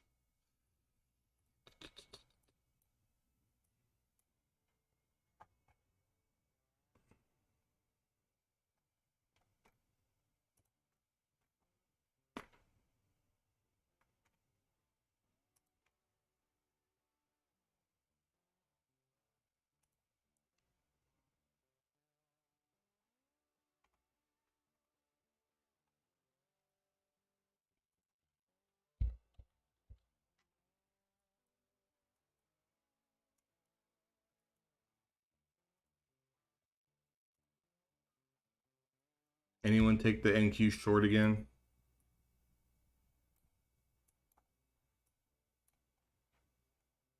Stop loss is here on your NQ. 15,095, giving you a nice entry here. Your entry was 15,054. It's down 20 points. So there's another 20 point scalp to the downside again. We're thinking about taking profits here into the 200 and towards 15,004 on the NQ. Is anyone in that short position?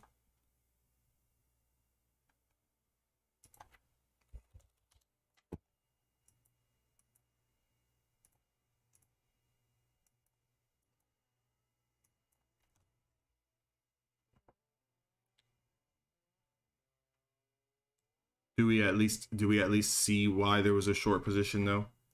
So hold on, I got a trade going on here. Do we at least see why there was a short position? Because that's another thing too. Even if we're not taking every setup, but if we can start identifying them, it'll help us in the future when we do see these setups again.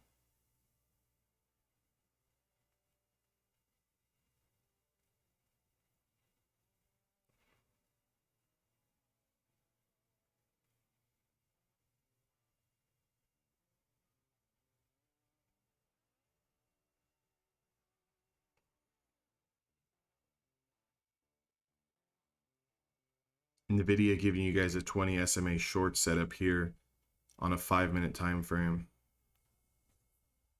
So we can here's our stop on Nvidia. Here's our pivot. This is our entry candle here. We do have potential to kind of come back down on Nvidia.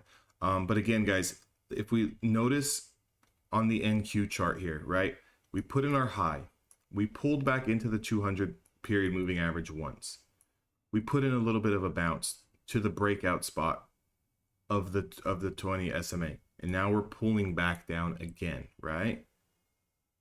So we never took out the opening range high that we put in, that 15,126. We're pulling back down again. Do we hold here a little bit of a double bottom at the 200, right? But if we can identify that, look at where we were rejected at. Here's your reason why candle. Here's your pivot. Here's your entry. Here's your take profit. And that was about a 25, 30 point move. And it bounces off the 200 yet again. So if you're looking for kind of like a kind of continuation of an all-day scalp, or I mean an all-day trade, or at least longer than 5 minutes, we're gonna have to either break out over 126 to the top side or below 004 to the downside. So do we notice that? Like, let's start establishing now. We are stuck in a range, would we say, right? So what do you do when you're stuck in a range? You're buying at the bottom, you're selling in the middle, you're shorting at the top, you're selling in the middle, you're buying at the bottom, you're selling in the middle, you're re-shorting at the top and rebuying at the bottom. Does that make sense? Until we break out of the range.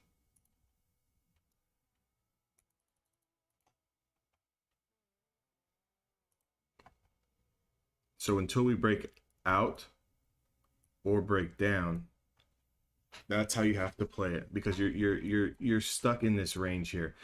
So again, this is where traders can get trapped. This is where traders can get trapped when we're doing stuff like this. This type of price action, again, this calls for taking profits a lot sooner. So if you're in on this play, take your profits into the 200. If you're short on this play, take your profits into the 200.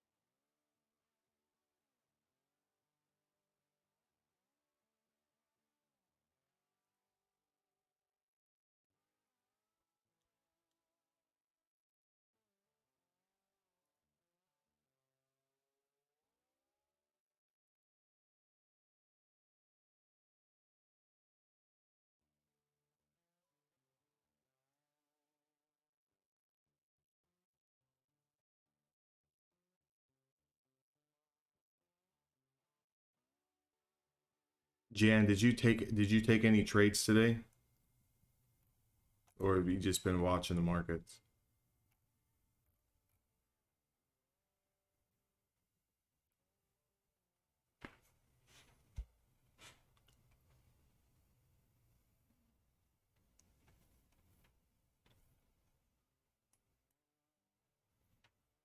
So I'm really looking for the 15004 level to break on the NQ. How did you do on the MCL? I haven't looked at it today. Make any money over there?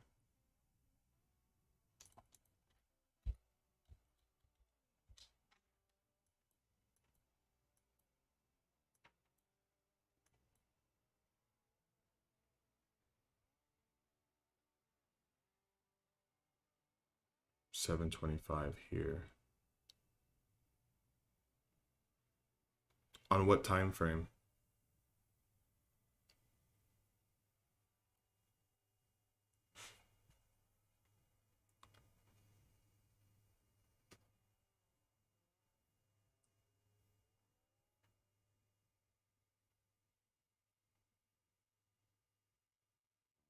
Did you take profits? Or are you still in that trade?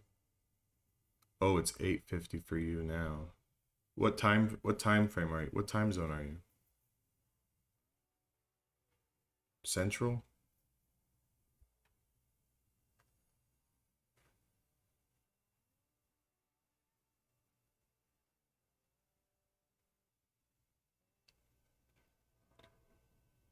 Oh yeah, Mountain Time. Oh, so you took the opening trade. You took the opening trade here. Oh, that's a hell of a trade. Right? Like this is a setup, right? This is your stop. Yeah, here's your entry. You took this whole move. Oh, yeah, you're done on the day, right? What are you still doing here? Or you took that for 40 ticks? You're still sitting here? That's a hell of a move. That's a hell of a move. Oh yeah. Yeah, that's a hell of a move. Beautiful play, beautiful trade. Congratulations on that. Oh. Guys, watch the 1504. Watch the 15,004 level, guys. If we do start to break down on the NQ, I'm gonna look at the ES and see what that's doing as well. So the ES here also, again, guys, that's why it helps having multiple eyes on the room. The ES, shit. The ES here gave us a little bit of that short below that 20.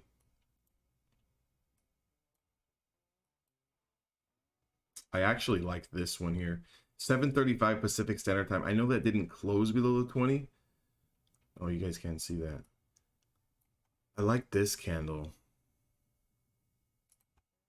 See this candle? See how it's closed right at the 20, but actually the next one closed below the 20? That's a tough one because I would have just used the stop there and I would have used this as my pivot and I would have gotten in short on this one for that and taken profits. Let me see how many ticks that is. 39 down to 33. That's about a 5-point move. Your 200 on the ES is sitting at 44.22. I look at the big chart and see exactly what else we have in the way here. Yeah, see, we're sitting right at the 50 EMA on the ES. So ES has room to punch down to 44.32s. So if anyone is short, 44.32s is your first stop. 44.32s, again, I like this setup more than this one, right? Like, do we notice that? Look at how clean this one was versus there's your drop on the ES. Is anyone short? Yeah, I like that one better. Like, that would have gave me enough confidence. Again, I know for some of you guys who are watching, like, you know, the 20 SMA strategy. Wow, the ES just really pulled back. I would have taken that one that closed where it's sitting right at it, like this one here at 735. That 735 candle would have been my reason why I would have entered at 740. I would have played that. Is there news or something? What the hell's going on? There news or something going on? Somebody talking? One of these Fed guys? Is that what you did? Okay, yeah, beautiful. Thunder, did you take profits?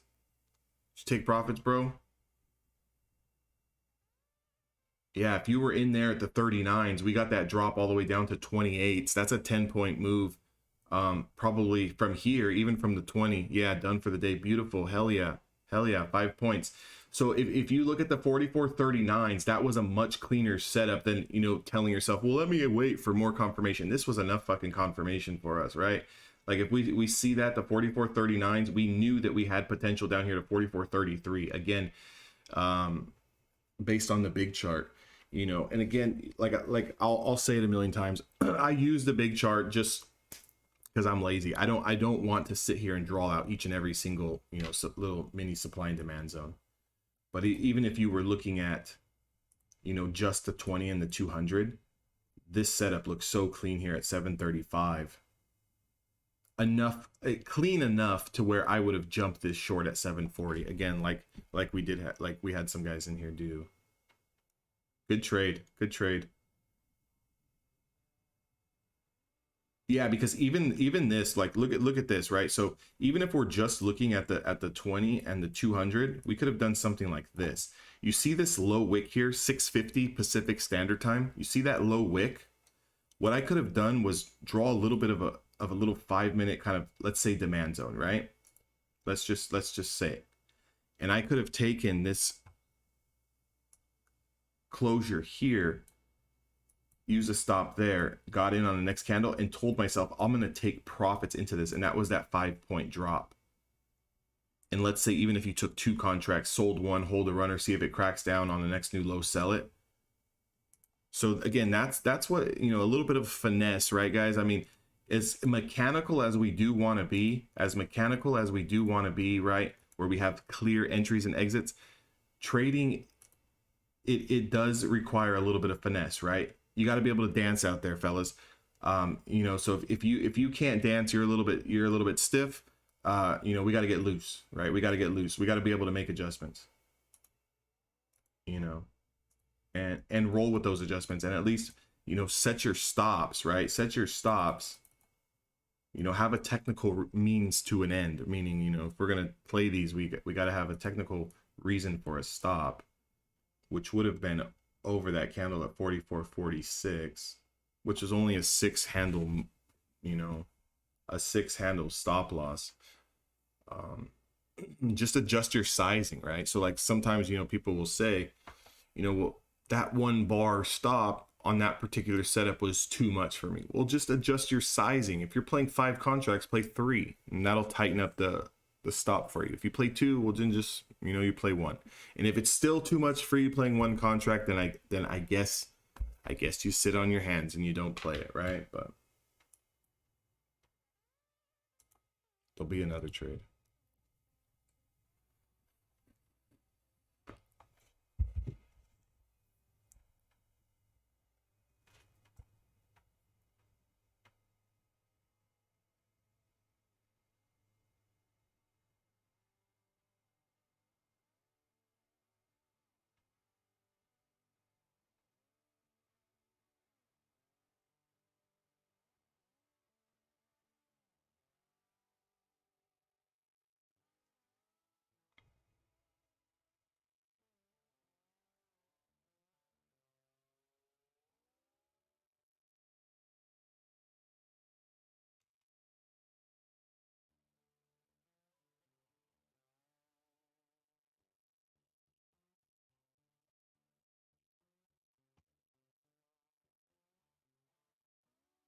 And as time goes on, you'll start identifying these moves a lot quicker, right? Like your eyes will gravitate to where you should be, you know, getting in, where you should be getting out. It just, in the beginning, it takes time because, you know, you don't really have a lot of confidence. For one, in the setup, for two, in yourselves, right? And just trusting yourselves. But I mean, again, over time, and that's why I tell everyone, you know, this takes time, but it also takes not just time, like not just screen time where you're just sitting looking, right? You need to be actively trading. So actively taking the setups. That's going to show you what you did wrong. That's going to show you where you went right. That's going to build confidence. That's going to, you know, be able to tailor your, you know, your stop losses to your specific account size a little bit better. My stop loss on options side can be completely different than someone else, right? You know, someone who's got $1,000 account could have a way different stop loss or profit target, you know, to stop trading on a day than someone like, you know, the next person, right? Like, so take the trades as you get them, have confidence in them. And again, understand it's okay if it doesn't work out. It's not the fucking end of the world. There's going to be another trade. Again, I'll break down my stats sometimes at the end of the month, and I'm only hitting like at a 61% hit rate. That's nothing, like, you know, it's good, but it's not like I'm going to sit here and tell everyone that, you know, every single trade I take is a fucking winner, because it's not, you know. I just understand that shit, if it's not going in my favor, I got to get the hell out and I got to wait for the next one. That's all it is. The longer you can do that, the longer you can stay in this business, you know, the more success you're going to have. So a lot of times people will come in and they'll have this idea of that, you know, they should be winning. Like, this is a big problem that a lot of people have. They learn a strategy, they back test it, they you know, paper trade it, or they just, you know, watch the candlesticks. And then they go into live trading that particular strategy. They win one, then they lose the next one. They give all their profits back, and they say, this strategy doesn't work. The market sucks. Oh, the market's manipulated. All this weird bozo shit that people say. And it's like, you're not even giving it enough time. I don't care. I'm not just talking about my strategy. You could trade the VWAP for all I care, right? You can trade RSI, MACD, all this crazy shit. You can trade whatever. You got to give it time. In a series of trades over 20. Do the same thing for 20 trades. Do the same thing for 20 trades. Patience as far as holding runners or just waiting for the next setup?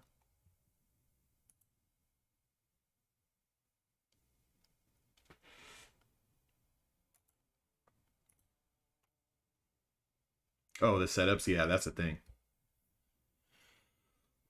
Yeah, sometimes. So like, yeah, sometimes you're not getting the setups and then you have to wait and wait and wait. But I mean, again, sometimes you wait, an hour, 2 hours, sometimes you wait a day, and then that one setup makes up for the last 2 days, the last day. Yeah, of course, that's how it is. Because it's like a lot of times, like the market opens, price action starts moving, everyone wants to be jumping in. Like traders think, okay, market's moving, I need to be in something, I need to be holding something. But realistically, the markets move it like moves up and down constantly all day, each and every single day, right? Like every minute, every second, it's moving up and down, moving up and down. Doesn't necessarily mean that it's moving higher or lower. There's a big difference, right? Like there's a big difference. Is a stock just going up and down, or is it moving higher? Is the stock just going down, or is it moving lower? There's a big difference. Like all of this action here on the ES on the right hand side of the screen, yeah, price action's moving. It's going up, it's coming down, it's going up, it's coming down, it's going up, down, and then back up. It didn't really go down until we lost this 20 SMA. Boom. Now we go down, right? So it's like someone looking to take the scalp long here and then reshort here. Like that's going to drive someone insane. Like, it's going to give us a heart attack. Yeah, patience is key. You learn patience, discipline will follow. We got Thunder posting profits pretty shortly here. Another hell of a day. Another hell of a day here. I think he's 3 for 3 since joining us. Hopefully, I'm right on that.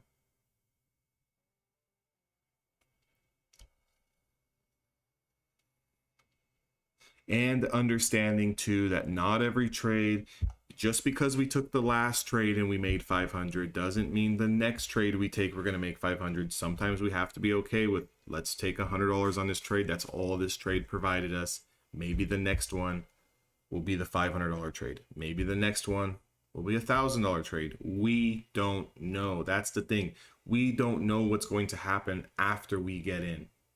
All we know is, do we have a setup? Where the hell is our stop loss going to be placed at? And can we manage that risk? You start analyzing those three things as you get into the trades, you're going to be very, very successful over many, many, many, many years to come.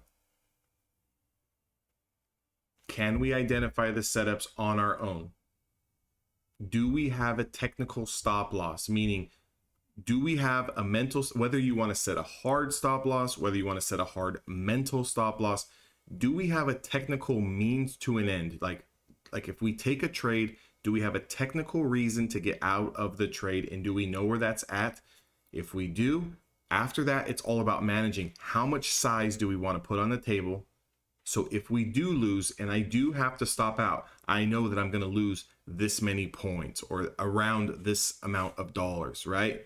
And then from there, it's just about taking the trades each and every single day coming into this market.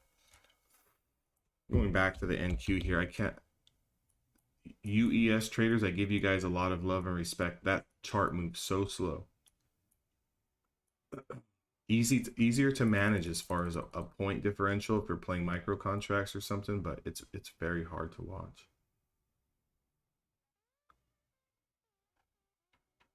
So on the NQ, I'm still looking at the high of day here. I'm still looking at us pulled back into the 200 here. A little bit of a dead cat bounce here, break, retest, and we're coming down. If we start to lose a 15,004, I would expect this to wash. I'm expecting it to wash here. And if it doesn't, if it just barely breaks the low and then comes all the way back up, I don't really like that. I don't like those trades because we've already done it once. I expect the next one to go. If it doesn't, I'm not even going to mess around with it.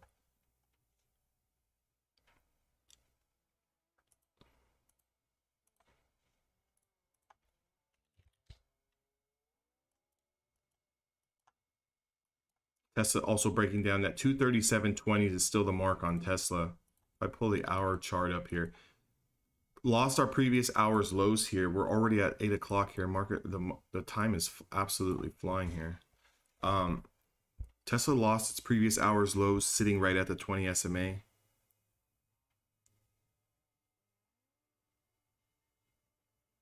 I'd really need to see Tesla lose 237.20s.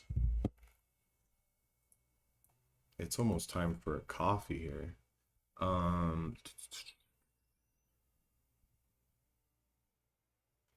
How was everyone's weekend, by the way? Did everyone have a good time? Get off the charts a little bit, relax.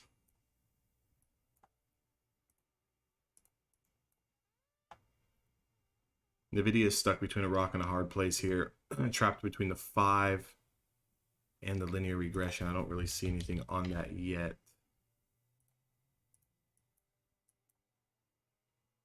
Same thing with AMD, same kind of look. Meta taking out previous hours lows, but coming into support here.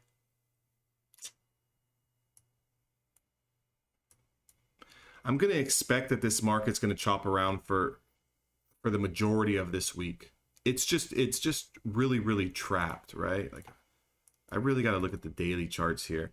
If I look at Meta, you know, so Meta came up today, tried to test its daily support, got rejected, inverse hammer candle setting up here.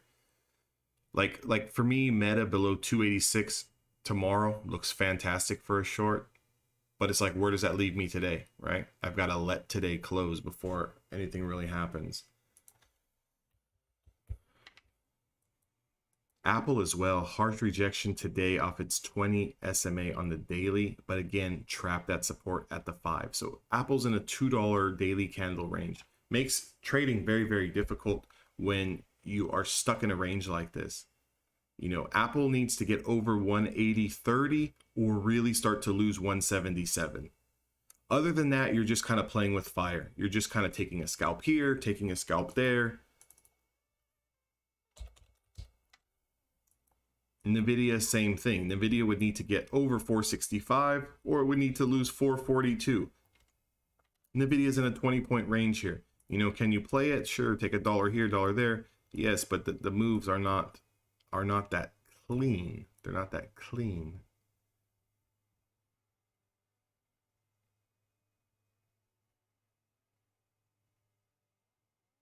You know, the NASDAQ futures are still hanging out here at this 200, bouncing over, under. Now we have a new low of day that briefly wicked down there at 14,998. I feel like I was talking about this level last week. The 14,998 area was hanging us up last week. I don't know if I was on a live stream here with you guys or I was talking to someone individually, but I feel like this level acted at like a SOB last week. I think it did. It was in here last Tuesday and Wednesday. It was last week.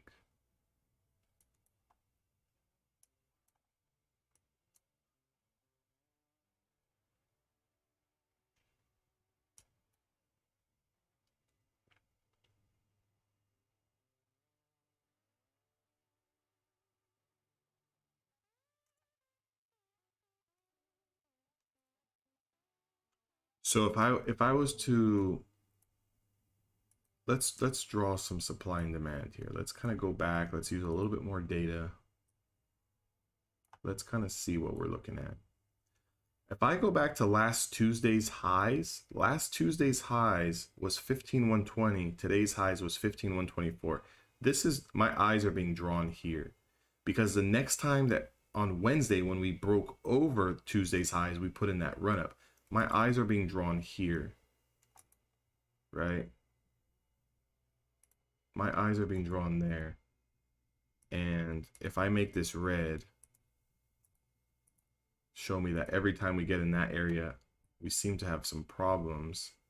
And I'll use today's highs to the top of that box. And I'll use last Tuesday's range as well as the breakout on Wednesday. Okay. And then to the downside, if I look at last Friday, not the Friday that just passed, but the Friday previous, we broke down here and kind of consolidated here on Monday. It's price action here. Actually, rejection spot here last 2 Thursdays ago. Then we have support here last Tuesday and Wednesday. My eyes are being drawn here for a potential demand. So if I draw my box across this way, make it green, let me know that we had some buyers there. There were some previous areas of interest. So can we see that? Oh, you guys can't even see the whole chart. So we noticed this high here going back, not this past Thursday, Thursday before. Look at how we were rejected here. We dropped, then we kind of came up, we back tested as support, we put in a high, got rejected, back tested as support, broke through, and then completely crumbled, tried to hold here, and then we're kind of consolidating over this level.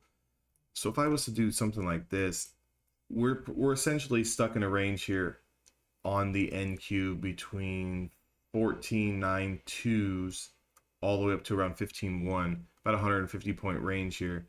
I'd like to see us either drop below or get above.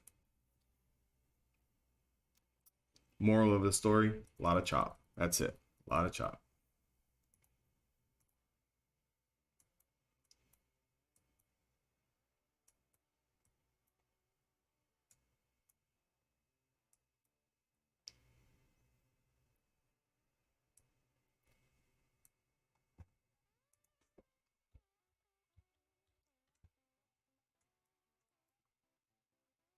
Short, MCL.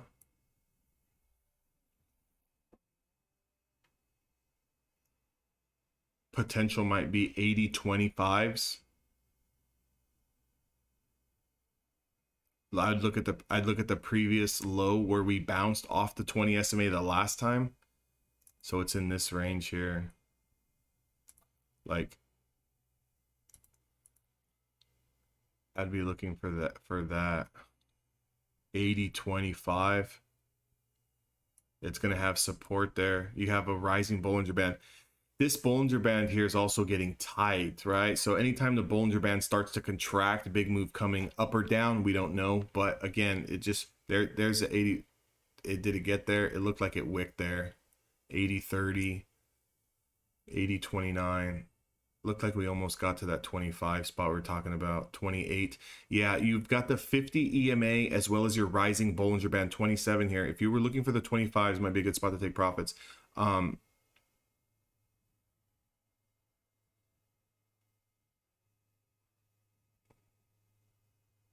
Yeah, you do have 5-minute support here. That's the only problem. I can see it bouncing here again.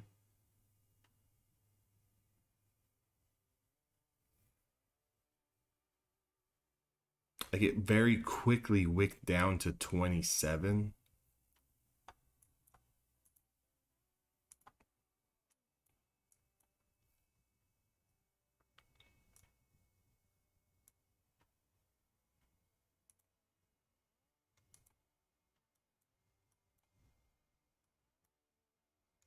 Yeah, couple pit stops before the 200.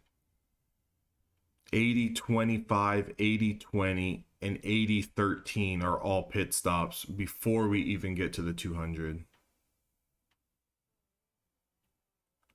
Like there's a lot of support here between 80-25 and around 80-18. 80-13. You got a lot of support here. Like everything is really stacked here. Like you notice like how many support systems you have. 50 EMA, linear regression, like a 100 and a 50.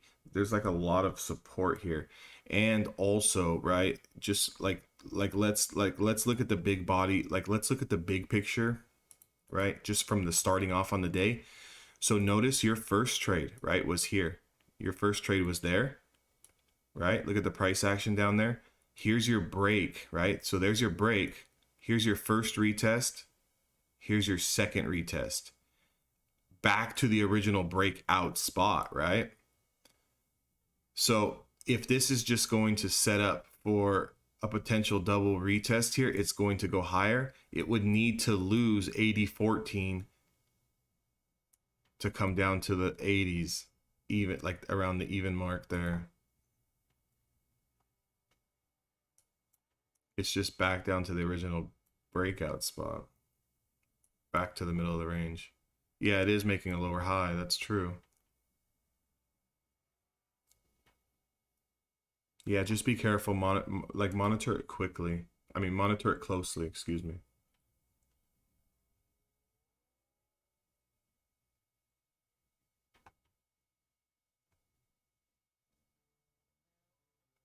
There's 80.21.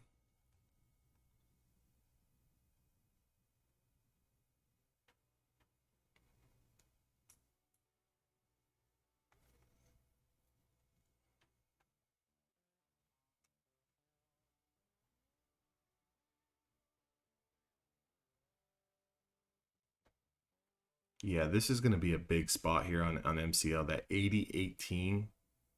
It's that linear regression, that original breakout spot. I don't really like seeing them like that.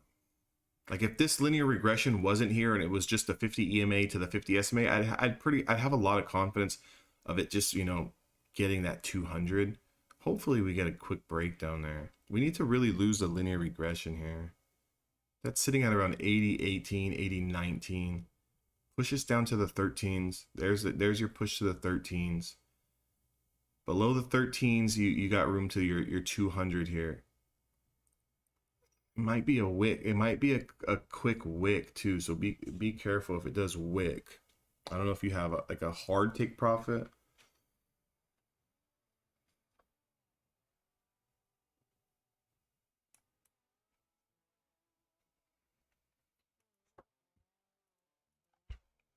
Is anyone still trading on the NQ or the ES side of things? Or are we done over there?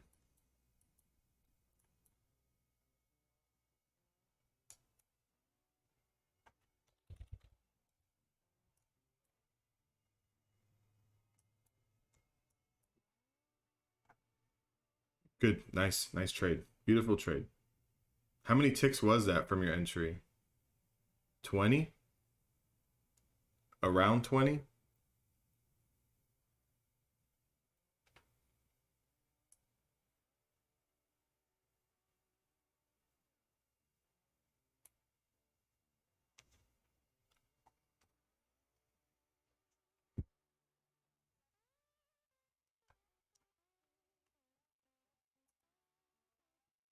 Beautiful.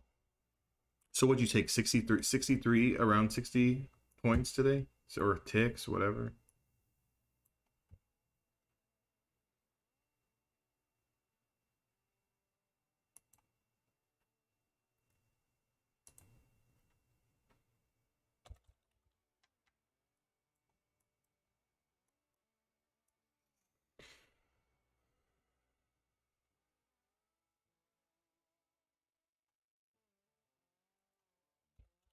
It's coffee break for me time, guys. Market is not doing nothing much. 820, yeah.